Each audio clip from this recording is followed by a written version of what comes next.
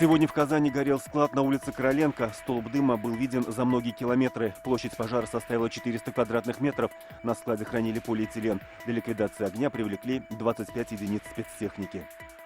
Сотрудничество татарстанских и белорусских предприятий в смежных отраслях будет способствовать повышению их конкурентоспособности на мировых рынках. Об этом сегодня в Москве заявил Фарид Мухаммедшин во время работы форума регионов Беларуси и России. В этом году он проходит в дистанционном формате. Республика готовится к декаде пожилых. С 1 по 10 октября каждый казанский пенсионер сможет бесплатно помыться в бане, сходить в парикмахерскую и отремонтировать обувь. К акции также приурочили множество концертов, мастер-классов и экскурсий.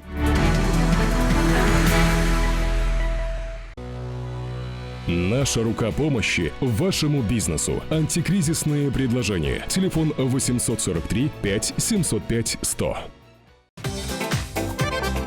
Көтелмәгән кунак көттөреп кенә интернет челтәрләренә дә килеп җитте. Хәзер бу фильмның барлык серияларын ТНВ.ру сайтында карап була.